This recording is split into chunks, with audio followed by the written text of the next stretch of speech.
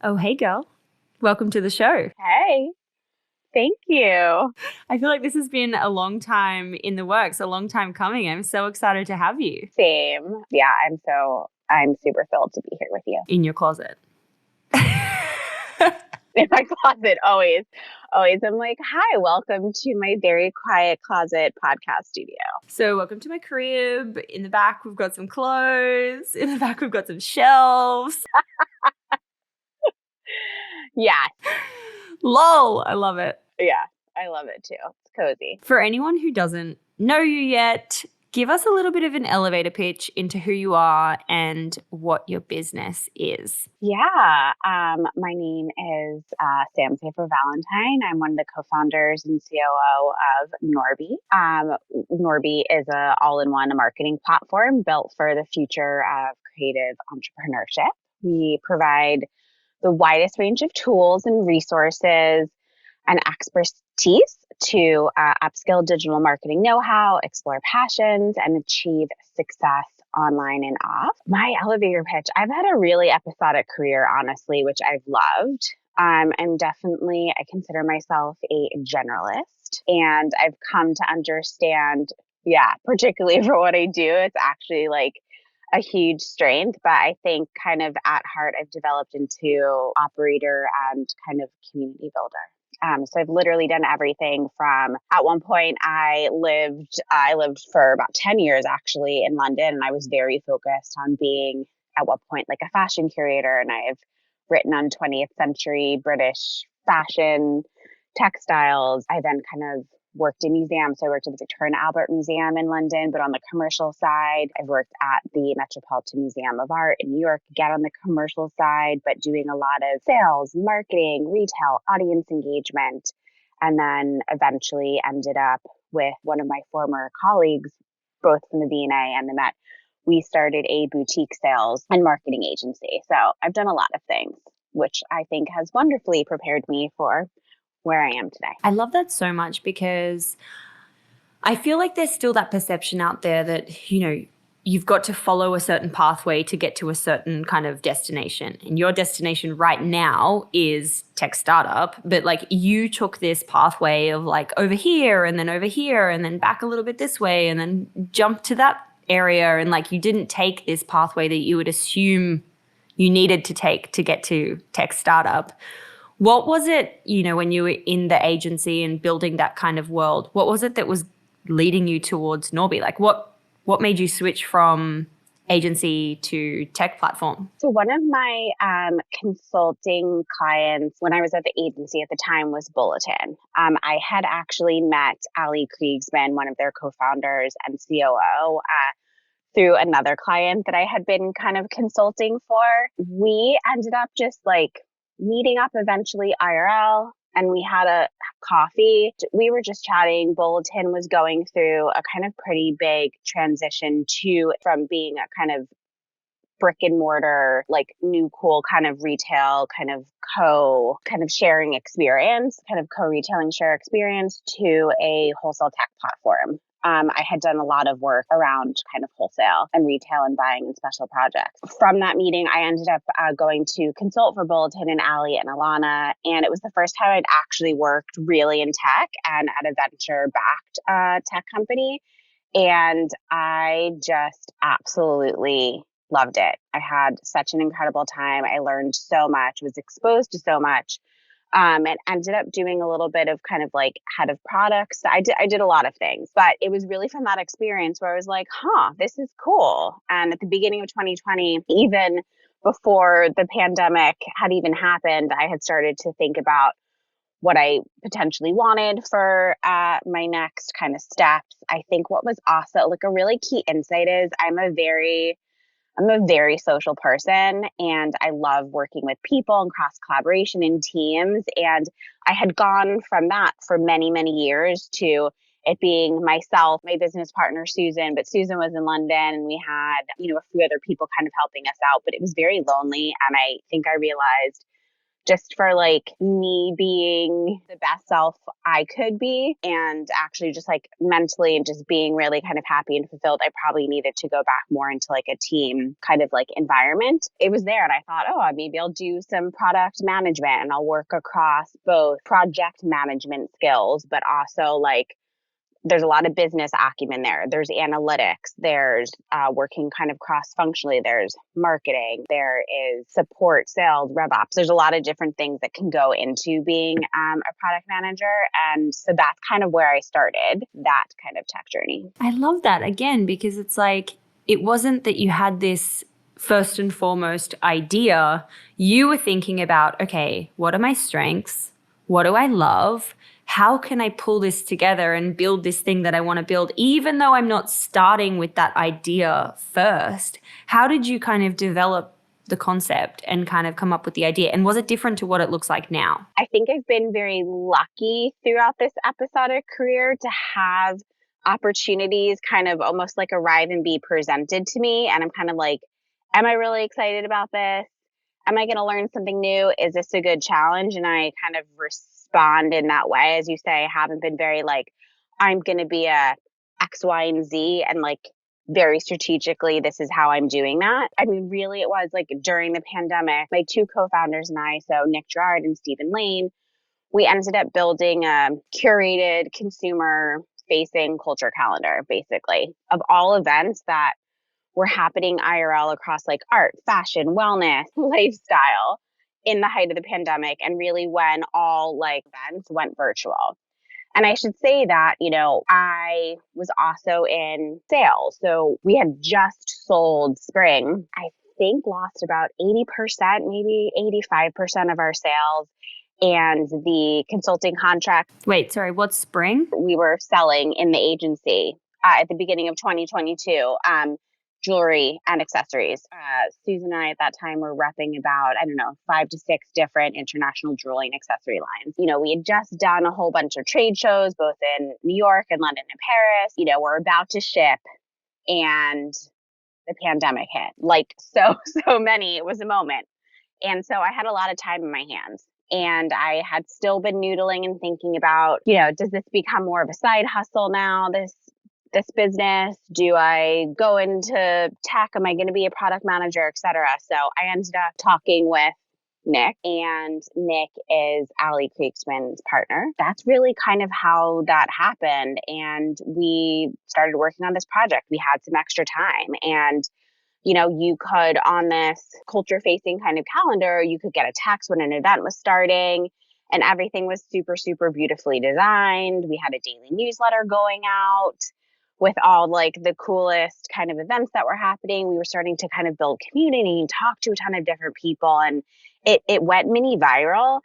And brands started to want to partner with us, and they needed tools to manage what, you know, their kind of pivot. And we needed tools also to kind of manage the community that we were starting to build and get to know those who were in the community. It happened in a kind of nice, organic way, but there was this moment where brands wanted to start kind of paying us for the tooling. And honestly, we got really crazy inbound, quote unquote, like love. And we really thought, okay, this is like a moment. And we were talking to direct-to-consumer brands, creators, content creators, small businesses, communities that had popped up online, communities that had been, building community, together IRL, that then had to make a kind of digital switch, and they needed tools. They needed SMS, they needed email, they needed beautiful landing pages, and they really wanted things to be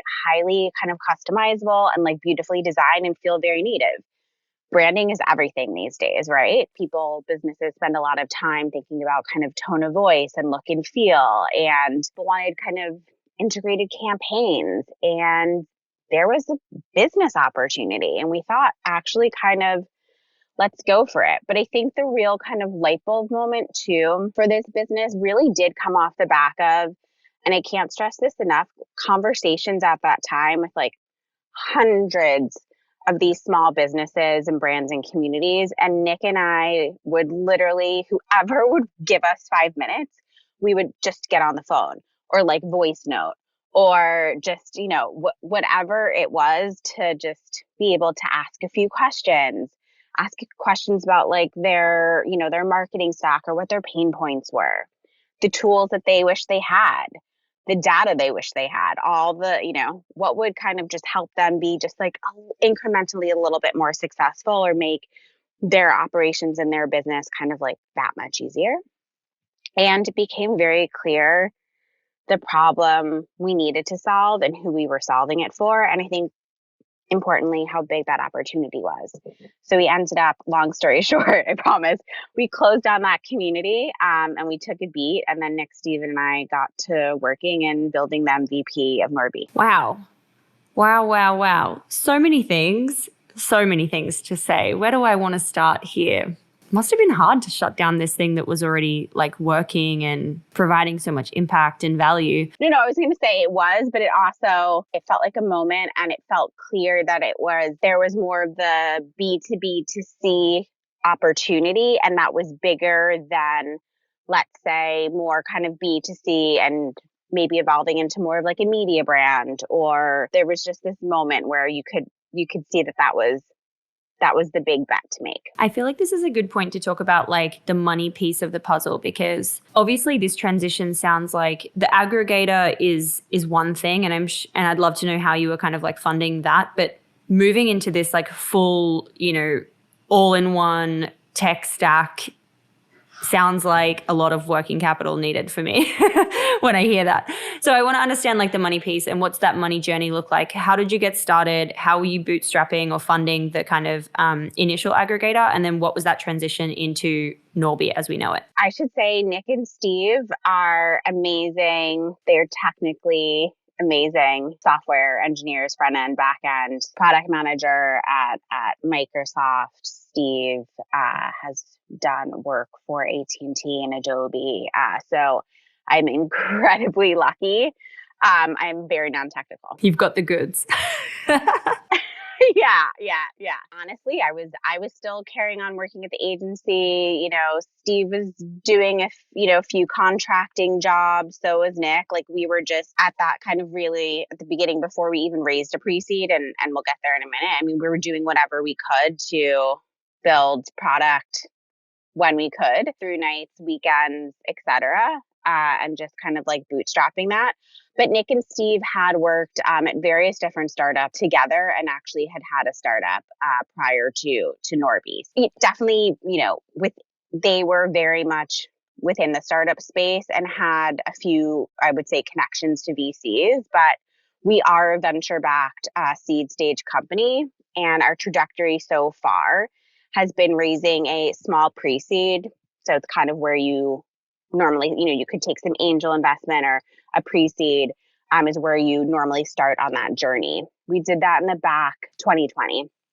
And that money basically enabled Nick and Steve and myself to go full-time on Norby and really dig in and kind of build in the MVP that I was kind of talking about before.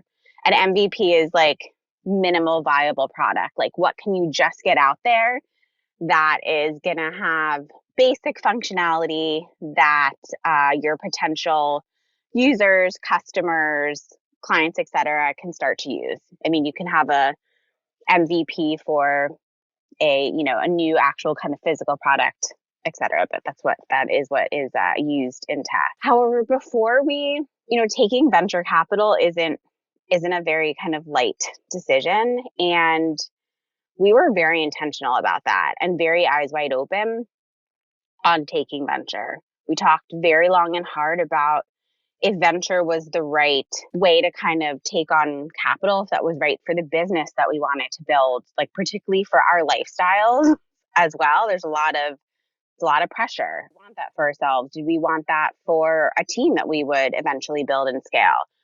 What type of culture were we out to create? I feel like we've all read the stories about kind of, big venture-backed businesses and tech companies and what can ensue. The horrors. The horrors, exactly. But then we also, at the same time, again, we looked at the size of the opportunity and thought if this was a market-making moment, and we saw this opportunity could be huge. And ultimately, we decided to take on venture instead of bootstrapping, which is obviously totally admirable. And so many businesses have done so many that have actually been featured on this podcast too. In a very, very small way, I had bootstrapped my last business, that agency too.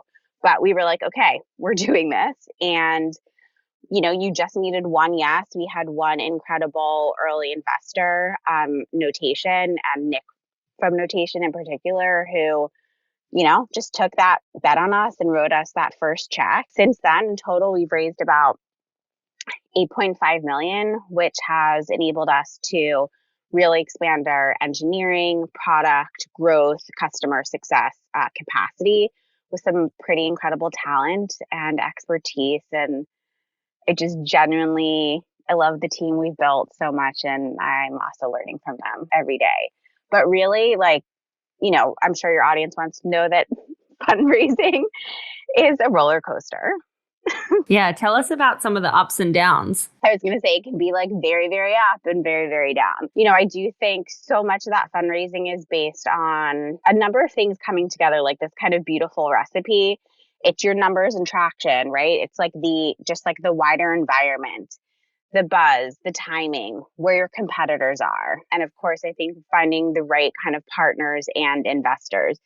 Just because someone wants to write you a check and sometimes you actually need the money, it might not actually be the right fit in the way that you, in their kind of funding philosophy or how you want to run kind of your business. I think there needs to be some mutual benefit and kind of partnership there. Have you had to say no, or have you said yes and then wished in hindsight you said no to money? No, I think we've been incredibly lucky. Everyone that we have said yes to have been incredible partners. I think we've definitely had conversations where we thought, if that conversation didn't go anywhere again, or we didn't get back on the phone or what have you, that would be okay too, And then there's times where people are like, you think you have a kind of great conversation, and for whatever reason, maybe they have an investment and it's too close, and you're like, okay, dang, What's your, from the fundraising experience, obviously $8 million, that's a lot of money.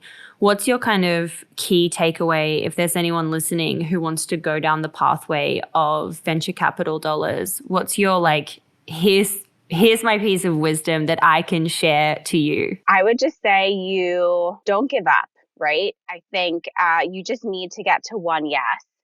And that journey and that road is different for everyone, right? So sometimes it's 95 no's, and then you just need that yes.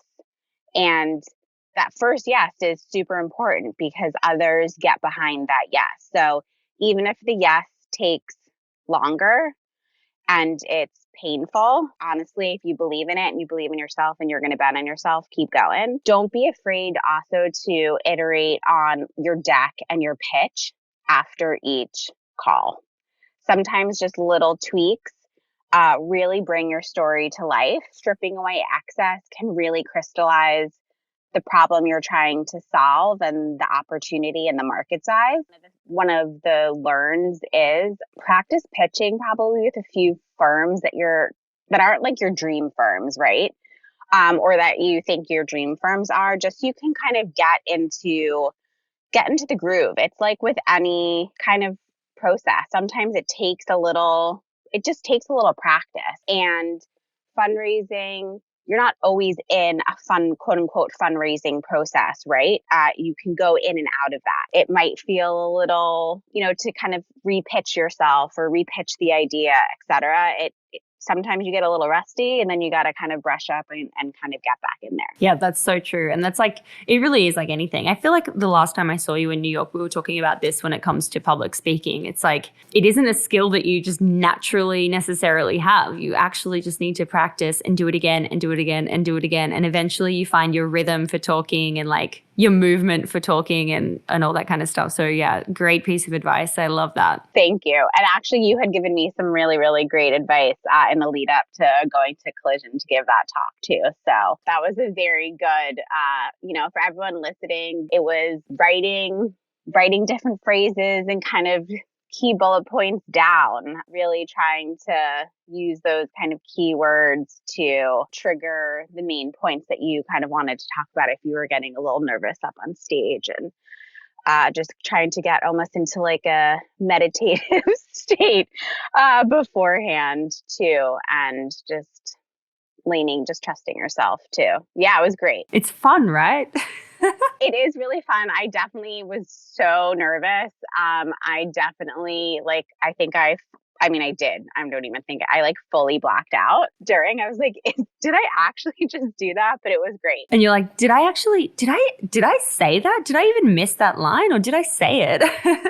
Yeah, I do that too. Yeah, I said, actually, there was one word that I said kind of wrong. I didn't even realize. I mean, honestly, no one noticed besides myself. No one notices. Yeah, just you. Which is fine. Yeah, I'm like, I guess there were pictures and there's a recording, so I did do that thing.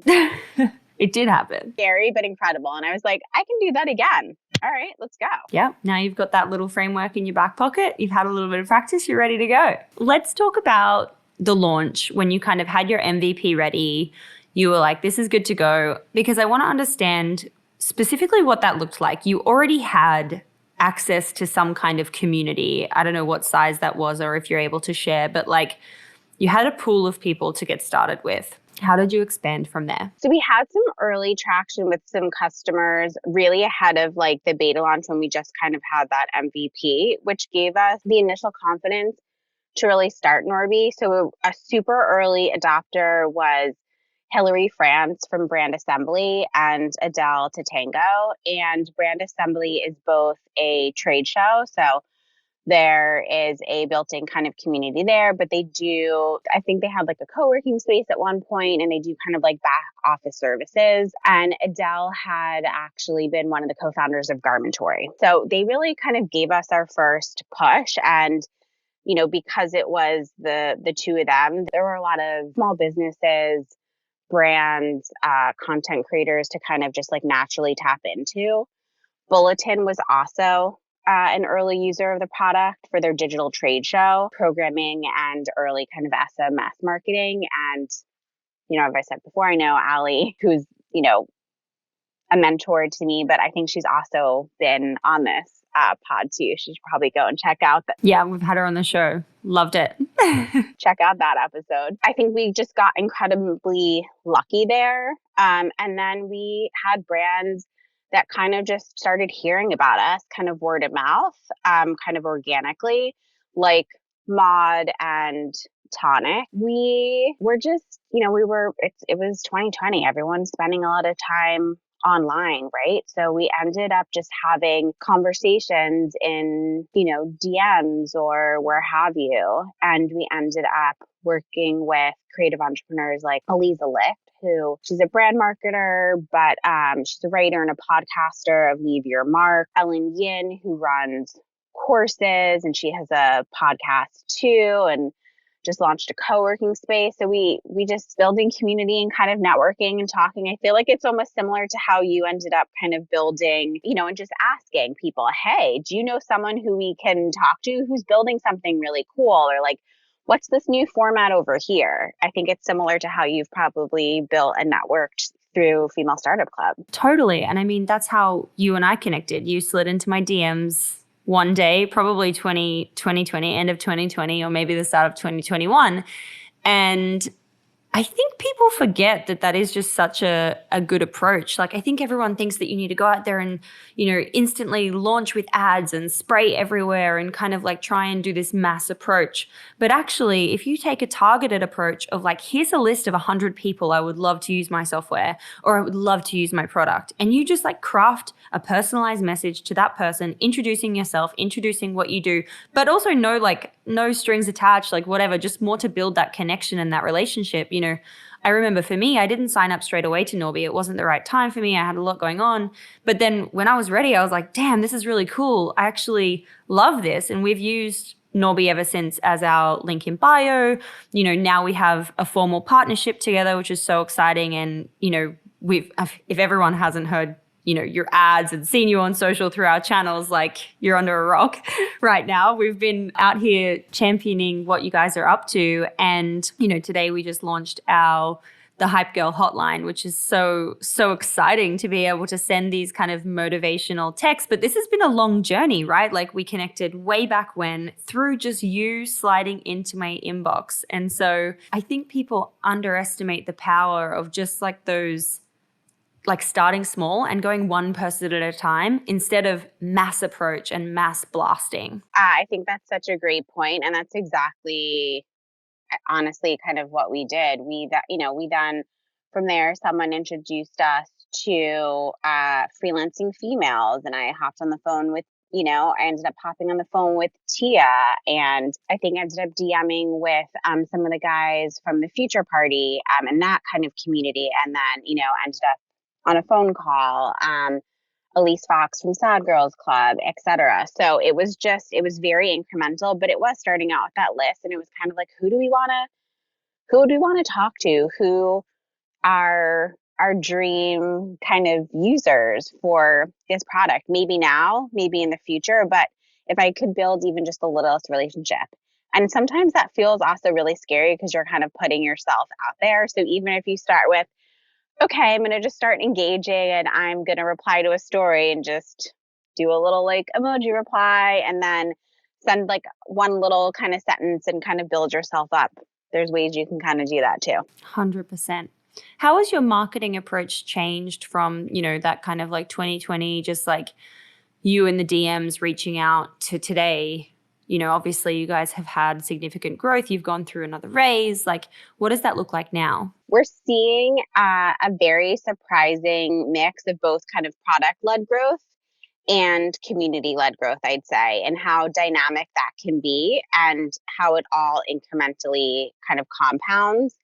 And so what that actually means is in terms of product-led growth, in our actual, I was going to say physical, in our tech product, we have kind of growth and distribution built in with our beloved kind of users having us in their link in bio.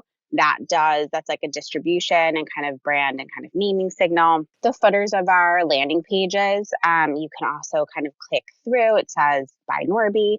You can click through to come and sign up, collecting data through our widgets, sending SMS and email. There's ways that are, just some growth loop that lead back to our website or being able to sign up or just kind of explore and learn a little bit more about kind of who we are, different kind of templates that you can build out. And then, through product-led growth too, different types of plans for different types of creative entrepreneurs and where they are in their kind of business and entrepreneurial journey. So that's one part of it. Inbounds or just kind of organically also from like social discovery platforms like IG and TikTok.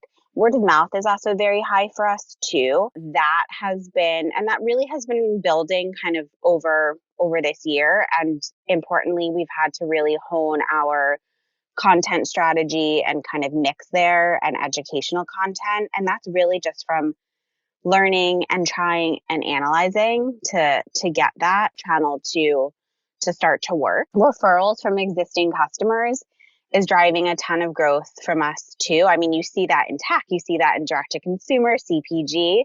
There is literally nothing better than a recommendation from a user and, how powerful that personal impact can be, both for the business and sharing tools and platforms and resources. Users can share their unique referral link. You can get kind of sweet deals like building credit to use Norby, towards free months or upgrading to different plans. We've dabbled a little bit, small tests in kind of like paid search. So that's also helped us to build, quote unquote, our top of funnel or kind of our start to kind of build user acquisition and attract users. We are learning, you end up learning different things about within your different funnels, you potentially have different types of customers or users that kind of like come through them. So It's always kind of fun and challenging to learn about a new kind of cohort coming into Norby. We've also been very intentional about partnerships, right, and collaborations, which, has also built brand awareness, as well as, some of our top of funnel. And I think viewed per quarter and with like kind of the right integrated partnerships, like you and I here today, and what we've been building, I think that exposes our tooling and our expertise to aligned audiences and communities. Honestly, it's taken some time and I'm so impatient. I'm always like, I just want everything to work. And Nick and Steve will just be like, it's okay. Like things do incrementally compound. I've heard so many different entrepreneurs and founders and others kind of, say this. They're somehow just you have to kind of trust there are just these little moments and things kind of come together, but don't be afraid to try to sit back and be objective. And I can be very, I take a lot of pride in my work and I can get really, defensive, but you have to sometimes try to take a step back and objectively be like, okay, that's working. That's not working. What are we going to tweak? How are we going to optimize? Let's fail fast here, quote unquote, and let's just try something else new. And that seems to be working. Amazing. Gosh, you just shared so many little nuggets of information in there. I love it.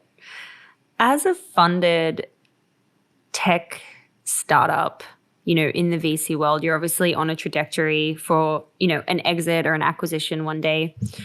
How do you think about that? Like, how do you approach your roadmap for the future? Is this like do you have to have like, we want to sell in 3 years? Or do you have to be like, who knows what the plan is? Or we are building this specifically to sell to X company. Like, how does it work when you think about the future? Because obviously, if you raise capital, the goal is to sell. We all know at some point. So how do you approach thinking about that? And especially if there are 3 co-founders, if you might have like different points of view or if you kind of all come together to align. But like, can we just talk a little bit about the exit side of things? To be frank, we've toyed with almost every single different kind of outcome. Would we want to sell? Would we want to sell one day? Who might we want to be acquired by? Would we, what does that exit look like? Would we want to IPO? However, just today, still don't, that there is no answer. We'd also, it's a startup and we're all taking bets here. So yes, we'd all like to make some money. It'd be amazing.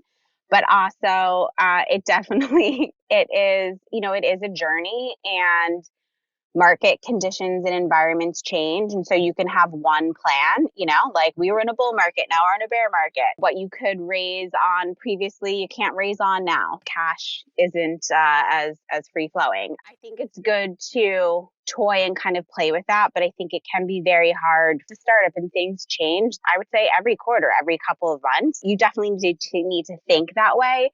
It hasn't for us in particular, and I can only really talk to our experience. It hasn't been like the full kind of driving force of our roadmap. Nick and Steve and I, as 3 co-founders, we really try to be very aligned. And if we need to have a robust conversation and debate, we do. We're pretty much, honestly, and knock on wood, we are pretty much aligned all the time, or we get to where we need to be. I think the 3 of us push us and kind of prod in the right ways and in some of that conversation and I say tension, but not even, and it's not tension in a bad, it's tension in a good way. I think we always do come out in the right place, feeling really confident in a decision. And sometimes, one of us is it's just in life, in any relationship, one might feel more strongly than the other about something else. And you can pick and choose your battles. So I'm not sure what the exit looks like yet. I'm just going to have to wait and see. We'll see. We'll have to stay tuned. Part 2. What advice can you give for any founders who are in the tech space? Glennon Doyle would say you can do hard things and you're kind of doing them every single day. Starting a business, whether you're in the tech space or not, is incredibly hard work, but it's also the most rewarding work, I think. And ensure you have a dang good support system around you to cheer you on in your every move. Hype girls. Yeah, no, you need the hype girls. I think it's also important to have personal and professional kind of board too when starting out in some ways, whether that is mentors, former colleagues, connectors, point people, etc. You can call on those individuals to gather questions, data, brainstorm, strategize, maybe push your thinking a little bit. And I think particularly like for women in business and women in tech, don't let the perfectionism get in the way. Done is better than not started. 80 per, it's like the 80-20%. And also, no one does this alone. Ask for help. It's so hard sometimes, but ask for help. People really actually do want to help you. I've just seen it throughout the years. People want to help. People want to be part of other people's success or taking action or kind of taking a step forward. I think also, other advice is don't give up on yourself. Even when you are your own harshest critic, and, I have to probably say this to myself every single day, you just have to give it your best, right? That's honestly all you can do in life. In tech, I am incredibly lucky that, yes, women, female founders, etc., are still a minority, but there are so many more outstanding founders, co-founders, VP, C-suite people kind of out there now who are really making incredible waves in tech, both on the ops side, on the marketing side, on the tech and kind of engineering and development side and software side too. So it's great to see, and let's just kind of keep going. 100%. Let's keep pushing those boundaries, breaking those glass ceilings or whatever the saying is. Thanks for sharing that. Thanks for that advice. At the end of every episode, we ask a series of 6 quick questions, some of which we might have covered, some of which we might not have, but I ask them all the same. So question number 1, what's your why? Why are you doing this every single day? Working with small businesses, creators, makers, creative entrepreneurs, and providing them with the tools they need to achieve success, however they define that success, really brings me personally so much joy. I love nothing more than hearing from our users about, how using one of our tools help them to drive, X amount of signups or build their list, or everything just looks really beautiful or something that's easy to use.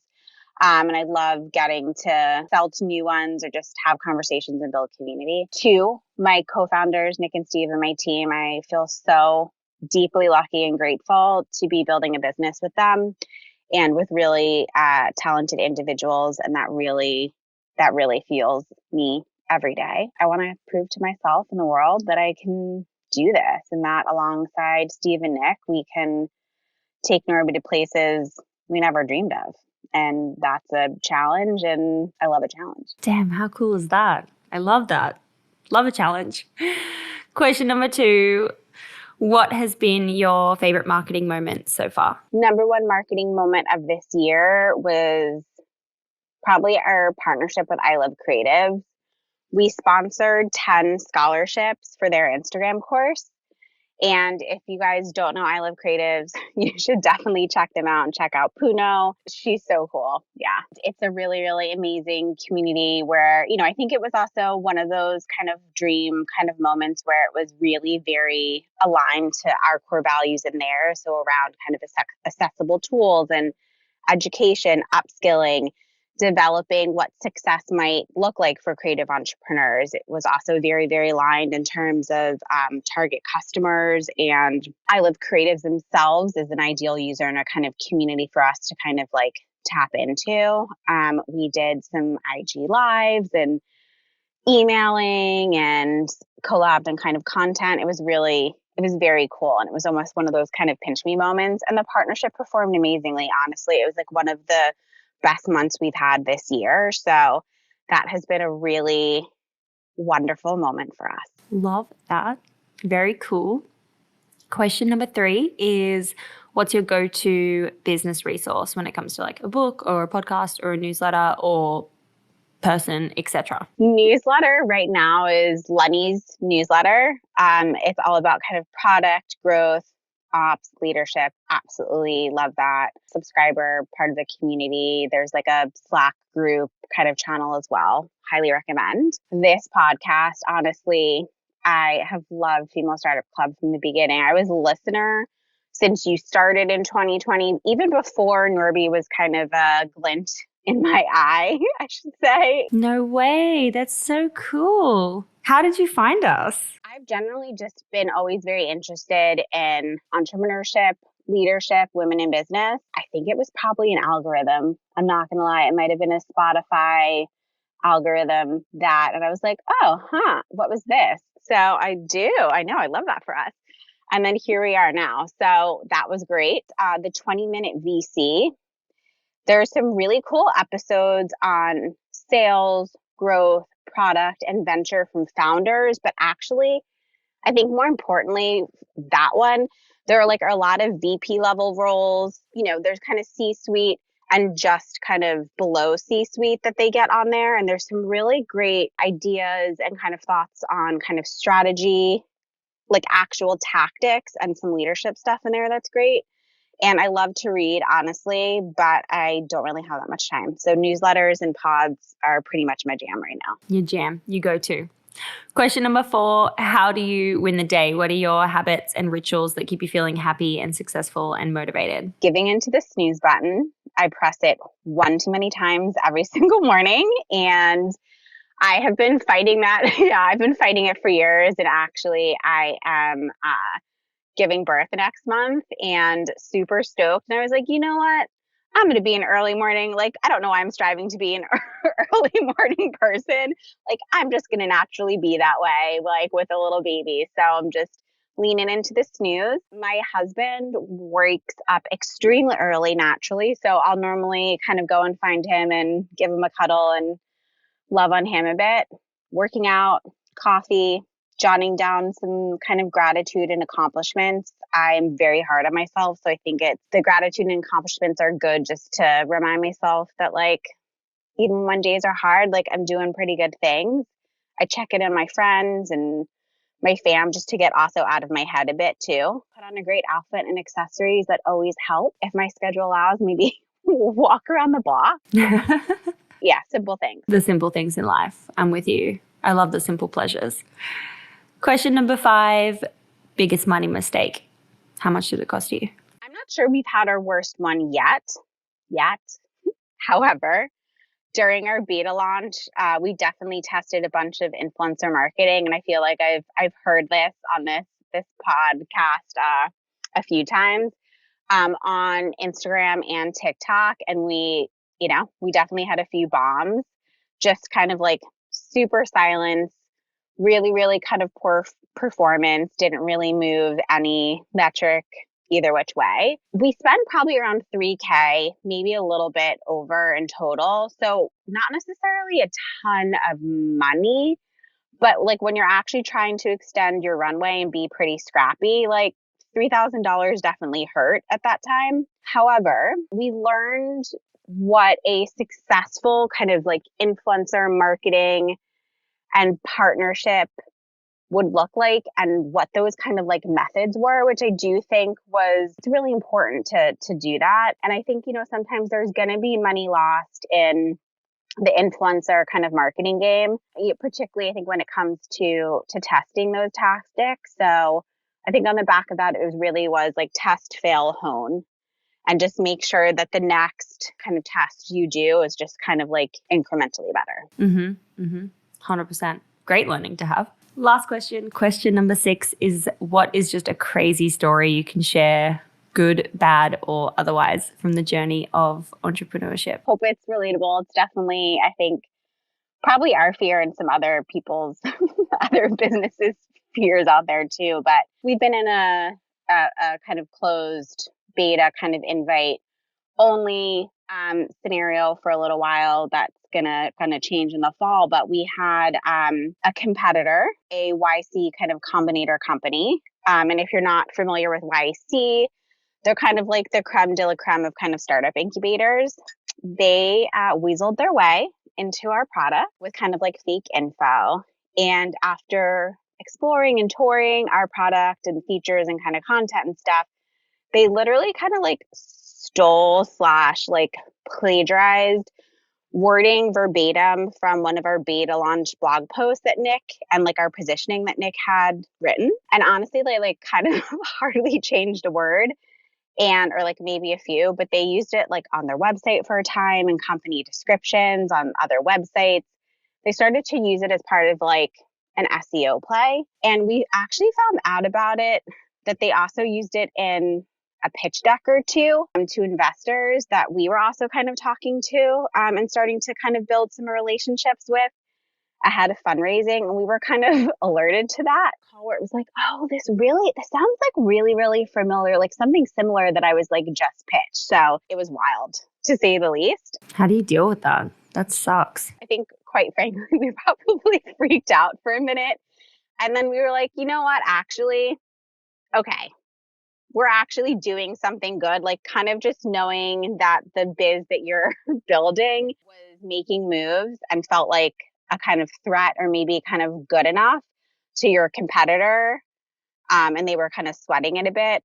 We were like, okay, like, there's honestly not a ton you can do except out execute and outperform. And it just, fuels us to do even better. Yeah. Love it. Mic drop. Sam, this was so much fun. Thank you for taking us through the Norby journey and your lessons and your insights and all the cool bits and tips you've shared throughout this episode. Love ya. You are so welcome. Love you too. This was an absolute pleasure. So excited that we were able to do this and partner. And yeah, it's a great way to start my morning.